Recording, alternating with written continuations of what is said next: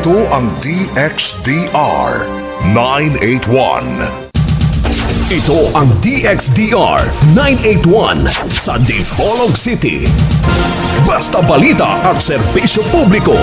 Tatak RMN. Sa pangalan ng Ama, ng Anak at ng Espiritu Santo. Amen. Mga kapatid at mga magulang, ang deception o pandaraya sa ating paniwala ang sanhi ng hindi pagkakaisa nating mga Kristiyanos. Akala nating nasunod natin kung ano ang itinuro ng Biblia. Kaya nagpapatuloy tayo sa sistema ng ating pananampalataya. Ang mga kapatid na Iglesia ni Cristo, patuloy silang naniwala sa kanilang pananampalataya dahil nasa isip nila na sila ang tama. Ganon din ang mga kapatid na Sabadista o SDA. Patuloy sila sa kanilang pagkasabadista dahil paniwala nilang sila ang nasa tama. Ganon din ang ating mga kapatid na nagpakilalang mga born again. Nagpapatuloy sila sa kanilang paniniwala dahil akala nilang sila ang nasa tama. At tayong mga Katoliko ang nasa mali. So, ang mali hindi dapat pakisamahan. So, kaya nagpapatuloy sila sa kanilang paniniwala na iba sa ating pananampalatayang Katoliko. At ang iba pang mga kapatid nating hindi mga Katoliko, kung anuman ang kanilang paniniwala, may mga kakilala akong napaanib sa iyong sinimulan ni kapatid na Peter Tanchi, yung samahan niyang tinawag na CCF, Christian Fellowship, Christ Commission Fellowship. At yung sinimulan din ni Apollo Kibuloy, ganun din. Patuloy pa rin sila sa kanilang paniniwala dahil nasa isip nila na sila din ang tama. Kung ating masunod lang kung ano talaga ang itinuro ng Biblia,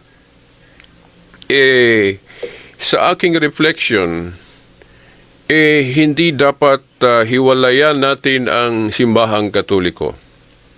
Dahil ang simbahang Katoliko talaga ang tunay na simbahan na sinimula ng ating Panginoong Hesukristo. Pero bakit ang dami sa atin hindi ganon ang nasa isip? Isa lang ang sagot. Dahil merong demonyo kasi na lituhin tayo niya sa ating paniniwala. May bersikulo sa Biblia dapat tatandaan natin na may iniisip ang tao na akala niyang tama ang iniisip niya pero hindi pala. Bakit ganon? Dahil ang sabi ni Isaias kasi, Isaiah 5:20, darating ang panahon na may mga taong ang itim gawing puti. Ibig sabihin, yung tama gawing mali at yung mali gawing tama. Ang masakit nito dahil kung nasa mali tayo pero ang isip natin tama tayo, paano tayo makaalam kung nasa mali ba tayo na ang nasa isip natin tama? Kaya nga, ating susulbarin ito sa pamamagitan ng mga dialogues. Yung ibang paraan, debate. Kung hindi sa pamaraang debate, dialogue lang. O sa kung anong paraan tayo magkausap at magkaliliwanagan hanggat sa marating tayo sa tutuungang pananampalataya. Ako nga noon, muntik akong napahiwalay sa simbahang Katoliko dahil naisip ko din noon na nasa mali ang simbahang Katoliko at yung aaniban ko sa ng ibang relihiyon, akala ko sila ang tama. Pero sa pagkakataong ito, ituloy natin ang ating justification, ang ating mga patunay kung bakit simbahang Katoliko talaga ang tunay. Huwag niyong kakalimutan, isang simbahan o isang iglesia lang ang itinatag ng Panginoong Jesucristo. At ito'y sinimulan niya noong unang siglo pa, sa panahon ng mga apostol. So, ibig sabihin, kung ang simbahan natin hindi sa panahon ng mga apostol, hindi si Kristo ang nagsimula, talagang hindi yan ang tunay na simbahan na totoo. Kahit na kopyahin pa natin ang mga aral sa Biblia, kahit na kopyahin pa natin ang description o pangalan sa Biblia, at gamitin nating pangtawag sa ating samahan na sinimulan. Kung tayo ang nagsimula, tayo ang founder, kahit na nasa Biblia pa ang ating mga aral, paano maging totoong o tunay na iglesia ito kung hindi si Kristo ang nagsimula? Iba, mga kapatid at mga magulang? So yun, isang description o isang pagpatunay na tunay na simbahan ng ating inaaniban, kung talagang si Kristo nga ang nagsimula o founder nito, mga kapatid at mga magulang. Kung siya ang nagsimula, siya ang founder, talagang siya. At ito ang tunay na simbahan. So kung ating tingnan, suriin ang mga samahan ngayon, hindi naman natin mapapatunayan na yung mga simbahan o relihiyon na huli nang nasimulan, hindi nila mapapatunayan na si Kristo nga ang nagsimula. Ang kanilang ginamit na justification o pagpapatunay, iyon lang tinuro nila kung ano ang tinuro sa Biblia. Hindi ganon, mga kapatid at mga magulang. Dahil kung anong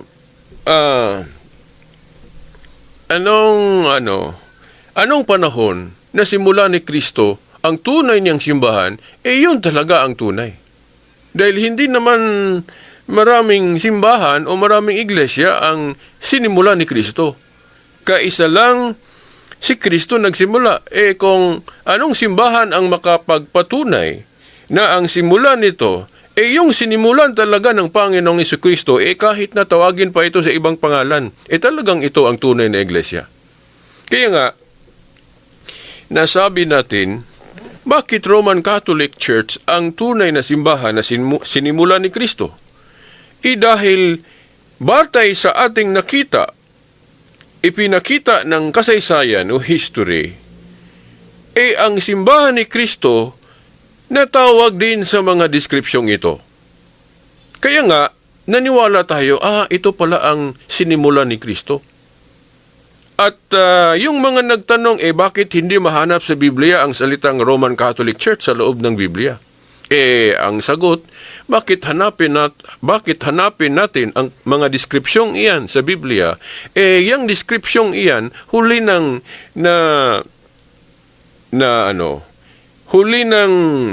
nagawa o huli nang nadeklara sa simbahan ng ating Panginoong Jesucristo.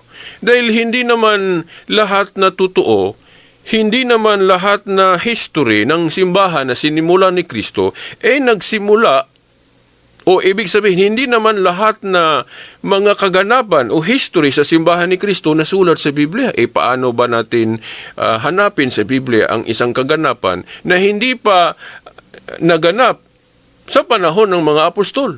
Katulad sa itong modern communications natin, itong internet, itong Facebook, at ano pang mga inventions natin sa teknolohiya na wala pa panahon sa mga apostol. Hahanapin ba natin ito sa panahon ng mga apostol?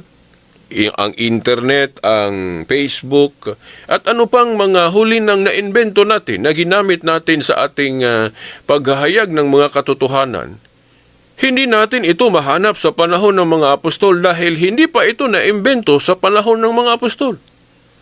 Yung description na Roman Catholic Church, totoong hindi ito mahanap sa loob ng Biblia litra por letra. Maliban na lang kung ang translation sa Biblia na ating ginagamit ay yung paraphrasing na huli ng na-translate. Huli nang na-translate kung tapos na yung First Vatican Council dahil sa pagkaalam natin sa history, yung mga descripsyong Roman Catholic Church, na-assemble ito sa simbahan ng Diyos, simbahan ni Kristo, na-assemble ito noong First Vatican Council 1870. So, bakit hanapin natin ang mga deskripsyong ito sa panahon ng mga apostol ni hindi pa naganap yung First Vatican Council sa panahon ng mga apostol? Bakit hanapin natin ang mga deskripsyong ito? Katulad ko, ang unang pangalan ko na ibinigay ng aking mga magulang ay Silbert. Silbert ang unang pangalan ko. Huli na akong tinawag na Bobby as my nickname. Ang pangalan ko sa nickname ko, yung sa Bisaya Paanga, o nickname sa Ingles, Palaya ba yun? O ano ba yun sa Tagalog? Okay. Hindi ako sigurado. Yung Bobby na description ko, yan ang nickname ko. Huli na iyan na gawa ng aking mga magulang. Sa pagkaalam ko, mga 5 years old na daw ako, tinawag akong Bobby as my nickname. Okay. Yun. Pwede bang hanapin ang pagka-Bobby ko sa noong bagong ipinanganak ako noong 1970? Bakit hanapin ang description o pangalan kong Bobby sa panahong hindi pa ako tinawag na Bobby? Mag-isip naman kayo, simple logic naman iyan. At nang lumaki na ako, tinawag din akong Veritas. Bakit hanapin ang salitang o pangalang Veritas o deskripsyong Veritas noong 1970 nang hindi pa ako tinawag na Veritas? Di ba? Ano ang maisip natin? Yun. Kapag hanapin ng mga hindi Katoliko ang mga deskripsyong Roman Catholic Church sa Biblia o sa panahon ng mga apostol, ito'y pag-iisip na nawala sa tamang pag-iisip. Bakit? Bakit hanapin natin ang mga deskripsyong hindi pa nagawa sa panahon ng mga apostol? Di ba, mga kapatid at mga magulang, bakit sinabi natin ngayon na Roman Catholic Church ang tunay na iglesia ng Diyos, tunay na iglesia ni Kristo, dahil ito kasi ang ipinakita sa ating history na ang iglesia ni Kristo ang tunay, iglesia ng Diyos na tunay, itinawag din sa mga description ito. Dahil nasa Biblia kasi na yung simbahan o bahay ng Diyos ay lalagyan ng mga description. Plural pa, hindi lang iisa. Plural.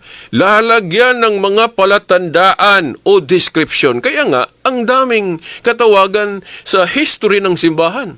Kung Biblia ang ating gawing reference, kung ano ang mga katawagan sa tunay na iglesia, ang dami. Hindi lang iisa, hindi lang yung ginamit ng ating mga kapatid na iglesia ni Kristo ni Felix Manalo na ginamit nila ang description o pangalang iglesia ni Kristo, hindi lang iyan ang katawagan sa tunay na iglesia ni Kristo.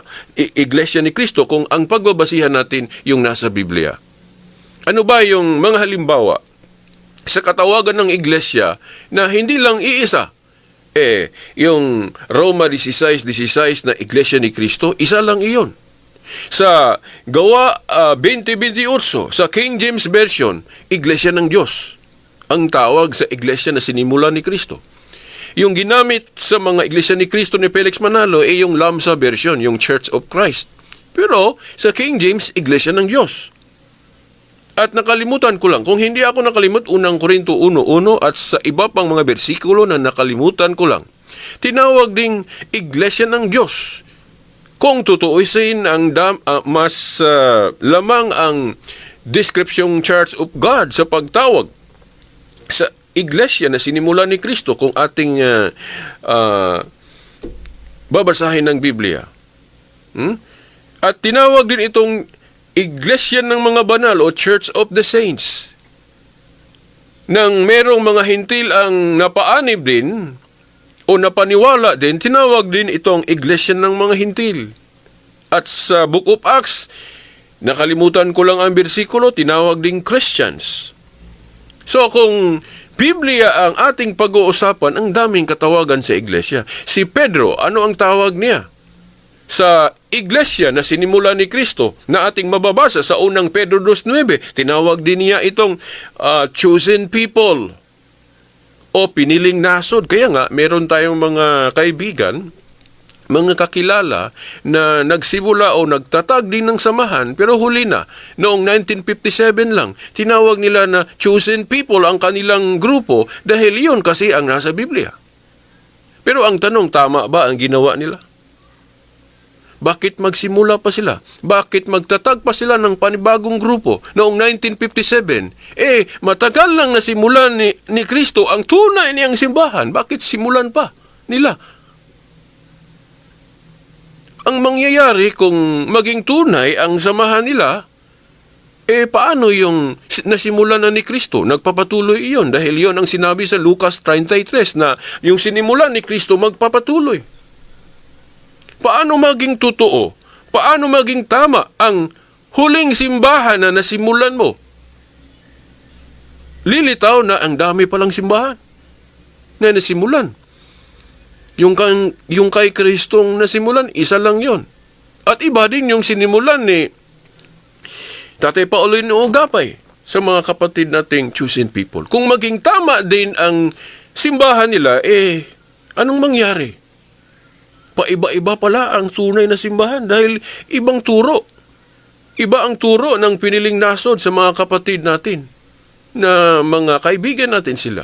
No, ginalang natin sila pero ang hirap paniwalaan sa paniwalang ganon dahil iisang simbahan lang ang nasimula ni Kristo na natawag ding One Holy Catholic Apostolic Roman Church noong konsilyo ng First Vatican 1870. Dapat isama din natin ang history noong 1870 dahil ang simbahan ni Kristo, simbahan ng Diyos nagpapatuloy kasi. So bakit hindi natin isama ang pagsusuri natin sa tunay na iglesia sa mga panahong huli na ang simbahan ng Diyos nagpapatuloy. Hindi lang first century, hindi lang sa panahon ng mga apostol may history ang simbahan. Paano yung history after 100 AD? Ang simbahan ni Kristo magpapatuloy kasi. Diba? Sa Lucas 1:33, ano ang sabi? Ang kaharian daw ni Kristo magpapatuloy. Ibig sabihin, indestructible ang simbahan na tunay. So, ibig sabihin, kung paniwalaan natin yung first century history ng simbahan, paniwalaan din natin ang history sa ikalawang siglo o second century. And so on, third century, fourth century, hanggang sa ating taon ngayon. Hindi ba natin isama yung First Vatican Council 1870 na tinawag ding Roman Catholic Church o One Holy Catholic Apostolic Roman Church ang tunay na iglesia ni Kristo? Bakit hindi natin isama? History din iyan. Huwag niyong kalimutan, no? Kung meron kayong Bibliang Living Bible Translation, salin sa Biblia, Living Bible, yung Job 8:8, Job chapter 8 verse 8, ano ang sabi? Read the history books and see. Read the history books and see. Bakit plural? Bakit hindi book o Biblia lang? Dahil hindi lahat na history na sulat sa Biblia, hindi na record lahat ng history sa Christianity sa loob ng Biblia. So bakit Biblia lang? So mali yung Biblia lang, mga kapatid at mga magulang. Self-reputing. Yung sola eskriptura na aral ng mga hindi Katoliko, mga kapatid nating hindi Katoliko, self-reputing. Bakit self-reputing? Dahil hindi yon ang tinuro sa loob mismo ng Biblia. Ano ang sabi sa Job 8:8? Read the history books and see. Ang daming history ng libro ang binanggit. Bakit daming history books ang binanggit sa Biblia? Dahil hindi lahat na history o kasaysayan ng tunay na iglesia na sulat sa panahon ng mga apostol. Iyong nasulat sa panahon ng mga apostol, halimbawa, yung Book of Acts, parti lang iyon sa history ng simbahan. Parti lang iyon. So, ibig sabihin, kung hindi natin tatanggapin ang history ng simbahan na sinimula ni Kristo, na huli na yung 2nd century, yung 3rd century at 4th century. Sa 4th century, andun ang Council of Laodicea. Yung dinodogmatize ang pag-transfer, paglipat sa solemnity ng Sabat mula Saturday o 7th day of the week sa first day of the week, ang araw ng pagkabuhay muli sa ating Panginoong Jesucristo. The resurrection. Ano ba yung resurrection day ng ating Panginoong Jesucristo? Sunday po ito, mga kapatid at mga magulang. At kung itanong ninyo, may authority ba ang simbahan kung ilipat ang solemnity ng Sabat sa araw na ito? Bakit hindi? Bakit walang authority ang tunay na simbahan? Ano ang sabi ng Panginoong Jesucristo sa simbahan niya? Sa Mateo 18:18, what you bind and loose here on earth shall be bind or loose in heaven. Ano man ang ipagbawal at ipahintulot, aking simbahan, ano man ang ipagbawal at ipahintulot ninyo, ipagbawal at ipahintulot ko din ito sa langit. Ang linaw sa authority ng simbahan. Ibig sabihin, valid. May basbas ng Diyos ang Council of Laodicea nang linipat ang solemnity ng Sabat mula Saturday to first day of the week, araw ng linggo, mga kapatid at mga magulang. So yun ang sabi ko sa nakaraang programa natin na isang deception, isang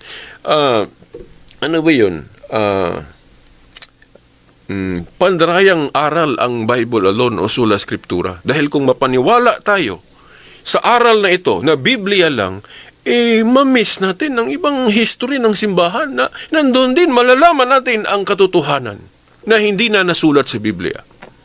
Halimbawa, yung mga apparitions approved by the church ni Mama Mary, hindi na natin ito mapapaniwalaan dahil hindi na nasulat sa Biblia kasi. Pero may mga history na pinaniwalaan ninyo na hindi naman nasulat sa Biblia. Halimbawa, yung history of the Inquisition. Yung yan, binabato ninyo iyan sa Catholic Church, yung hindi magandang nangyari sa Inquisition, di ba? Bakit isinama ninyo iyan? Sa pagbato ninyo sa Roman Catholic Church, kung nasa Bible lang ang ating pagbasihan. Now, pagbasihan ninyo ang Inquisition dahil pwede ninyo itong batuhin ang simbahan sa pangyayaring ito. Pero nilabag ninyo ang aral ninyong Bible alone. Di ba? So kung makapabor kayo, gagamit kayo ng ibang libro, history. Pero kung ang history, pabor sa Roman Catholic Church, hindi ninyo tatanggapin. Di ba? Yun, anong klaseng pag-iisip ang ganon, mga kapatid at mga magulang? Wala na tayong oras. Ipagpatuloy natin ito sa susunod na linggo. Sa pangalan ng Ama, ng Anak at ng Espiritu Santo. Amen. Tatak RMN.